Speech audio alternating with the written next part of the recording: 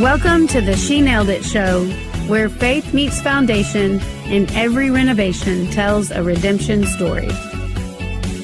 I'm your host, Danette Galvis, and we're not just transforming a house, we're rebuilding lives. On this show, we'll talk about real challenges, real faith, and the blessings that come when you don't give up. From recovery and restoration to faith and fresh starts, this is where we discover that what once broke us is actually building us. So grab your hard hat and your heart, because on the She Nailed It show, we're fixing up homes, finding purpose, and proving that with a little faith and a lot of courage, you can nail it too. Welcome to the She Nailed It show. I'm your host, Danette Galvis. And I am so excited to have our guest for this week's show, Kat Straughn from California. She is amazing, took a chapter in this book as a collaboration with She Nailed It. And I'm so glad she flew in here and traveled to be in person with us today. So thank you so much for being here, Kat. Thank you so much for having me. Yes. So a little bit about you, also known as Sober Kat on Instagram and social media. She is a CEO and founder. Kat Straughn is an author, speaker, and sobriety and fitness coach who has helped thousands rebuild their lives. She owns multiple treatment centers and founded a global community, Chains to Changed. Thank you so much for being here today. And I think we do need to do a little something, because you started your chapter with a warning that this subject matter might get a little intense. And so if you are struggling in recovery or any suicidal thoughts, that we would ask you to call or text 988 for the Suicide and Crisis Hotline. So thank you so much for sharing your story. I know it is a place that is sometimes easy for us. I also have a story of recovery.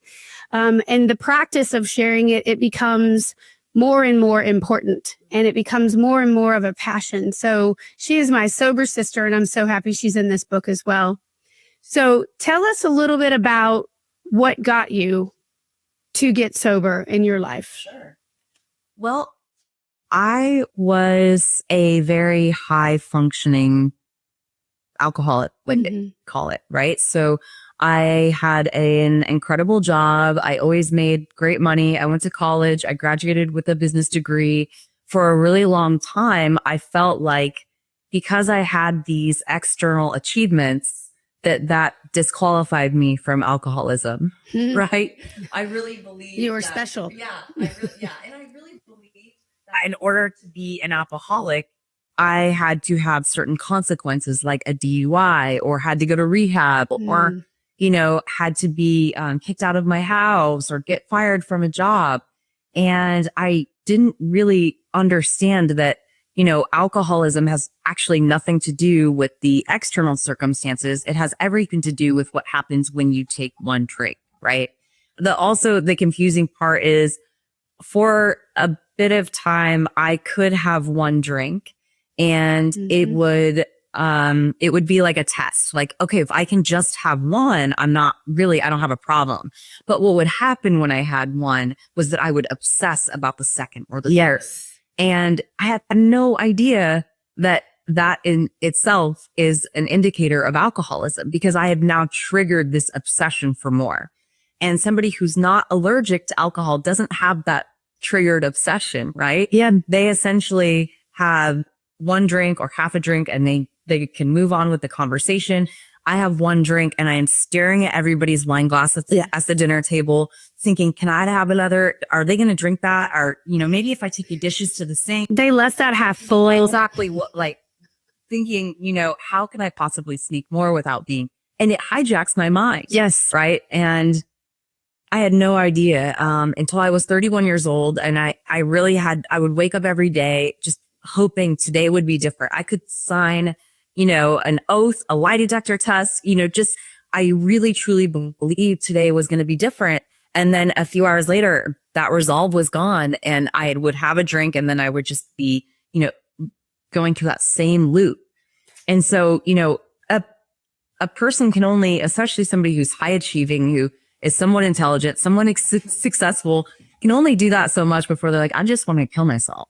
I really just don't want to be here anymore. Yeah. Like this seems like hell on earth, purgatory. Yeah. And I reached out to a woman who was at my gym, and I just, she would always share with me, you know, like, if ever you want to talk about sobriety. And I thought, that is a very strange thing to say to me. Like, what do I smell? Yeah, right. I mean, she would just like we would be doing a group workout, and she would just like kindly like bring it up to me. And I'm so grateful that she did that. I'm so grateful that she broke her anonymity, because when I was ready to get help, I knew exactly where to go. She didn't shove it down my throat. Right. She didn't, she was such an attractive example of sobriety. And when I called her in September of 2015, essentially my brother came over to my house and said, hey, like, I don't want you around the kids. I moved to California hoping that a geographical change would change my, sobriety date. Yeah. Same. Yep. Did the same thing. Yep. And what that did is it just gave my family a front row seat to what was really going on. And so my brother really kind of pulled me aside and said, you can't be around the kids. This behavior is totally unacceptable. I thought he was overreacting, but, I reached out to that woman, and I was desperate at that point. And she said, I've felt the way that you felt, and I know exactly what you're going through. And let me tell you, like, there's a solution. Yes. And I was like, oh my gosh, I will do anything. I will do anything. Like, I am desperate. I have this train that goes through San Clemente, the little town I live in, every day. I think about throwing myself in front of it. Like, that is my solution at this point. And she said, I mean, there are other solutions. Mm-hmm. She said, for me, Alcoholics Anonymous is what worked. Mm-hmm. And I said immediately, like, nope, no way, not doing it. That is not for me. You misunderstood me. I am not that type of person. I don't drink out of a brown bag. I don't, get pulled over for DUIs. I said that you misunderstood it. And, she said, okay, honey, well, if you keep doing what you're doing, you're going to keep getting what you're getting. And so I agreed to go to a meeting, and I never, ever, ever thought that would be an option for me. Mm-hmm. I had tried everything else. Yep. I had tried therapy. I had tried the equine retreats and the salt baths and, the anabuse and all of these things to get me to stop or moderate my drinking. And I had no other options. And so I went to a meeting, in September of 2015, and I had my last drink September 10th of 2015. And I said, I didn't know that would be my last drink. I just thought I was going to kind of give it a rest for a little bit. And then I started to be around people who, when I went into these 12-step programs, the crazy thing is they were happy and they were, right? Yes. And that didn't exist for me. Right. I was so miserable in my everyday life that I couldn't stay sober. And so for me to be happy and sober was like, that didn't exist. And I didn't know anybody who was happy and sober. Right. So I started to hang out with these people. And even though I felt like I was not one of them, I was like, well, at least I'm getting a day or two sober. And then I got a full week sober, and I got like a Friday night sober, and I woke up hangover free on Saturday morning. Yes, and amen. I remember, oh my goodness.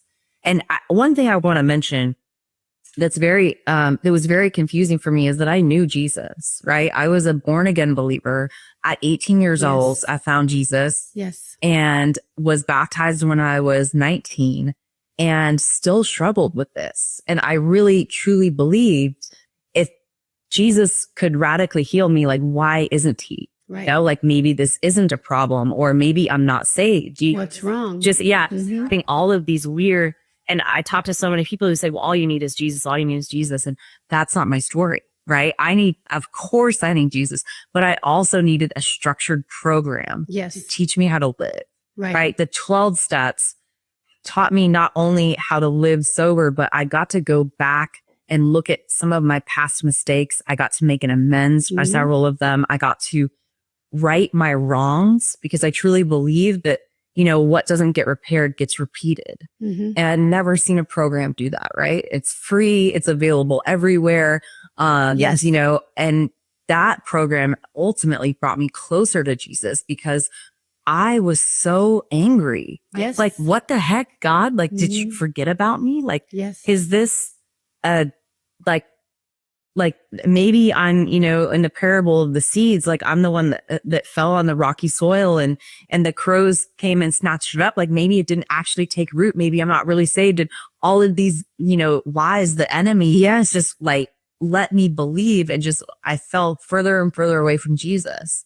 And so when I came back into, the program of, Alcoholics Anonymous, it was like, I scales fell off my eyes and it wasn't like white knuckling like in the earlier days where I was just like, oh my gosh, I could make it through the weekend sober.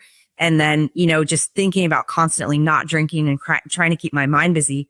It was like, I did the work to really understand, well, why do I hate my life so much? Right. Right. You got to get to the root. Yeah. Yeah. And, of course, like there was some trauma that was like, we all have trauma. We all do. Right. Life experiences. And it still happens. Right. Even in sobriety. Yes, 100%. And it's not even like, I grew up in a great home. Yeah. I grew up with two very loving parents. I grew up with, a brother who he and I have very different recollections of our childhood because I have alcoholism, which is a disease of perception. And I had no idea how to cope with life. Yeah. So, the fact that the program gave me these tools to live and to really understand like, okay, what is the root cause of why I pick up and use? Because if you don't figure out how to live sober, it's only going to be a matter of time before you pick up. And then I started to realize, man, I might not be this corporate girl I think I am, right? I would wake up. You were going through the motions. Yeah. I was 18 months sober and I was like, this is kind of unbearable. Like the money is good, but I have no purpose. I feel like I'm waking up every single day, watching the clock, similar to when I was drinking, or happy hours and networking afterwards. I had the same. Yeah. Yes. And so I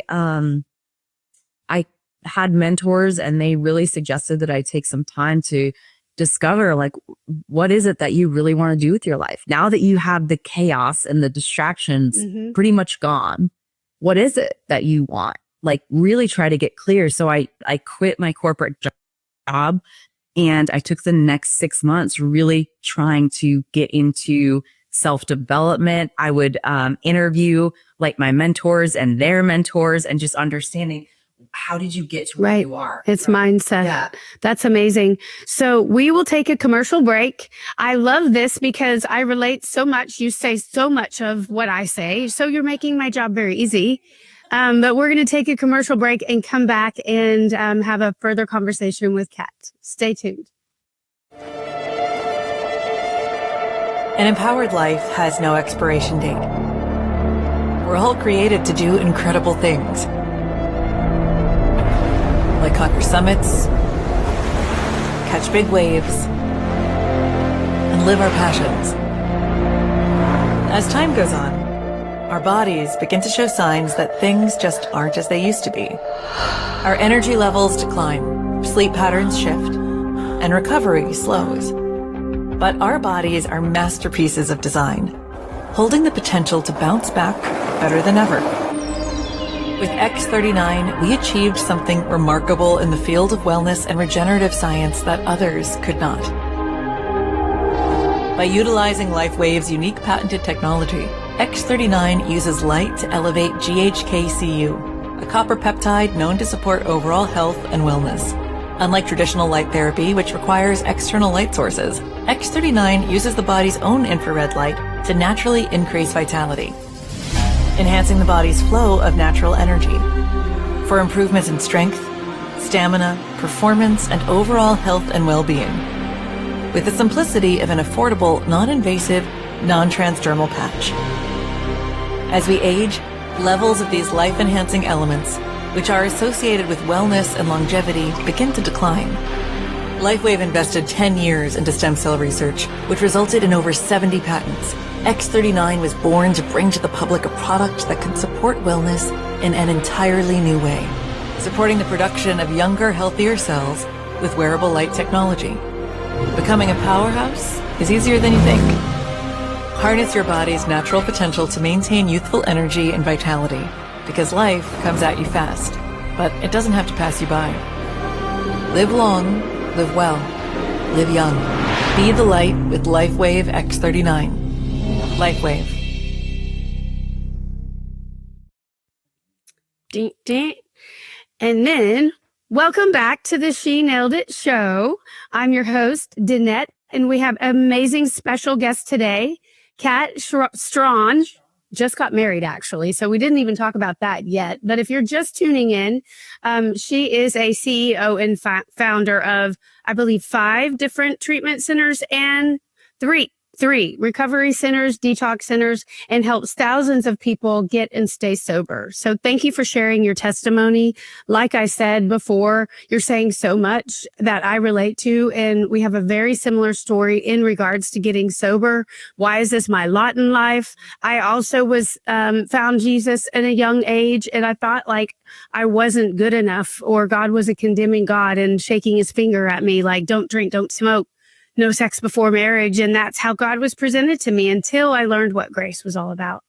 And so grace was a huge part of, even just having an addiction. And it, to be honest, we all have some form of addiction.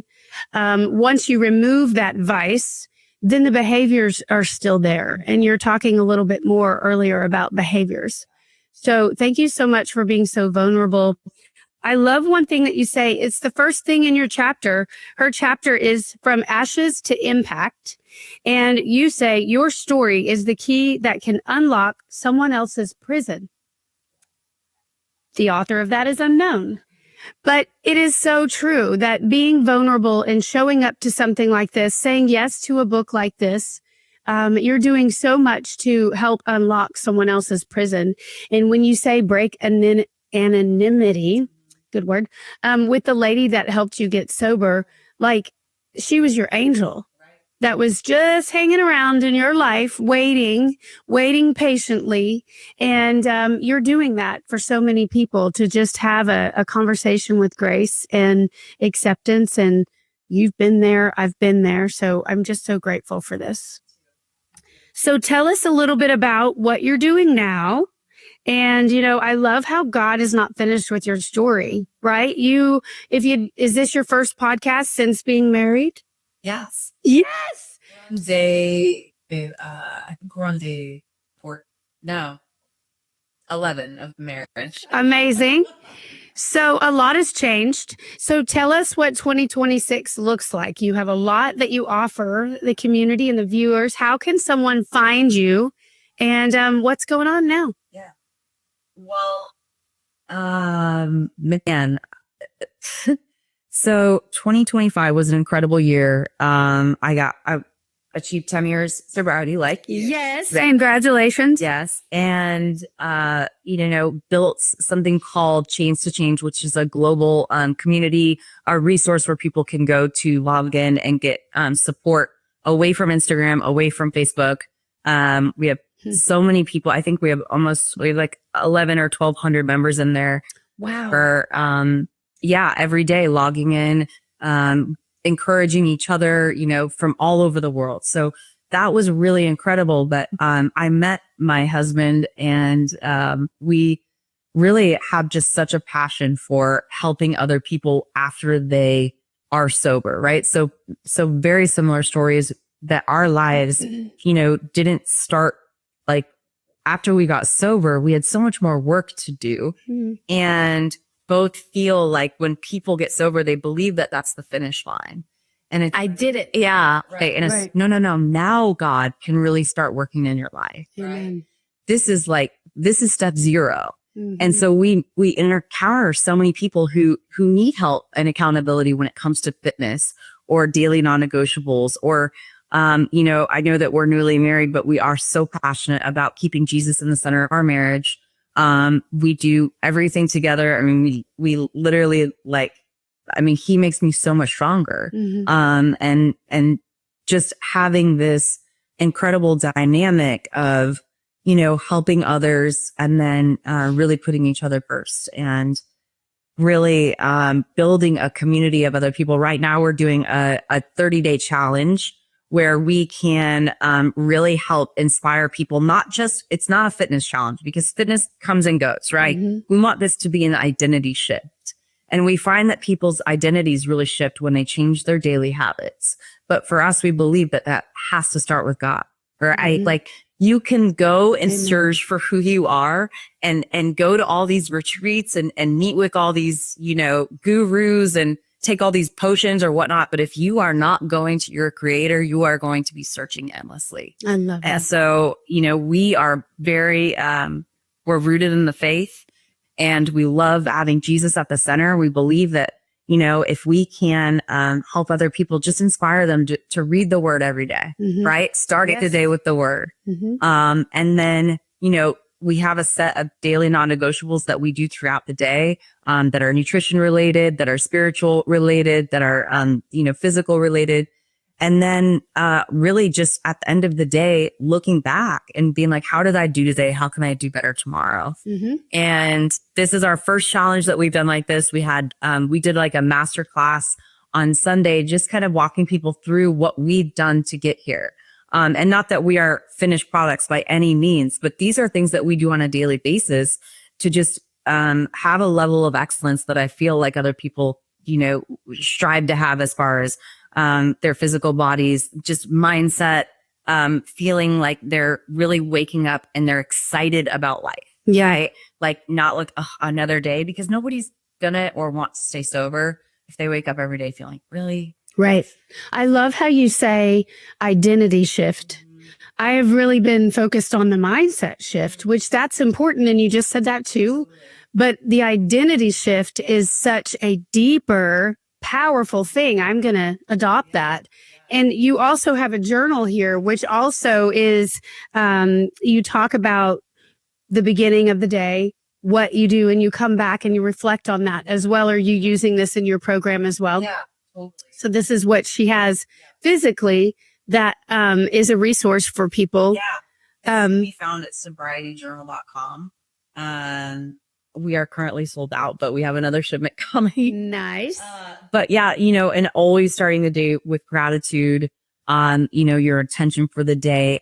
The one thing I love about this is, who did I help today? Right? That's the prayer that Zach and I always have is, God, someone to help. Bring people that need us. Yes. And prepare the hearts of those. Put our names on the hearts of people who need us. Yes. And, God never fails. Every day we get to help his children. Another big milestone for 2026, we're flying out to Nashville next week. I actually finally finished and published my own personal book called sold The Comeback Blueprint, Winning at Life After Addiction. And really, it is a story of, my life and some big milestones, but also how I discovered purpose, how I have really come to the life that I have today. Like we're just talking about, that I literally wake up every day and I'm like, oh my goodness, like what a gift. Right. And that doesn't mean that we don't have hard days, but I have had to work to find my purpose. I've had to work to find, alignment with, this path that we're on, and it all comes back to God. Yeah. And, because if I'm not right with God and if I'm not walking in his will or his purpose, things are going to feel weird, Right. We don't know that we aren't in his purpose. It just doesn't feel right. And then when you're walking in step with him, and the thing about God is he doesn't just give you the whole blueprint, he doesn't just say, here's your purpose. Right. For most people, that hasn't been my experience. Right. He gives like one step at a time. Right. Yes. Because if he gave us the whole blueprint, we wouldn't need him. Nor would we be grateful. Right. Or honor him through that. It's kind of fun. It's like a treasure hunt. Like Zach and I go throughout the day, and we're praying, and we were praying for a mentor, and we were praying in the Ralph's parking lot. And the next night we met this man named Noah on our friend's boat. Yeah. And he mentors couples like us and helps them build kingdom marriages and he says every part of your life, every square is designed so that when you get to heaven, like we are here sowing eternal reward. Yes. And we're like, okay, God. Right. You know, like sometimes he answers so quickly. It's not about the money either. You're doing a lot of your programs for free. And I love that also, like the kingdom impact that is changing our identity. Now I'm going to say identity instead of mindset. And it's powerful when you put God in the center, that you become stronger. You become more than you ever imagined. And I'm in agreement with you. 2026 is going to be amazing. This show is also spreading the kingdom impact that he has in my life and the women that are in this book. So thank you so much for saying yes to this book. When you had so much going on already, she said yes to this, and the financial commitment and investment that all proceeds of this book go to help women trying to get into sober living. And so it has a full circle moment. Being here today, a full circle impact, and then just being able to lock arms with people that are doing the same thing. And I want Noah's phone number because my husband is just now getting on board, not just now getting on board. He'll probably not like I said that, but that he is on board about making kingdom impact and what we do with our resources and our finances.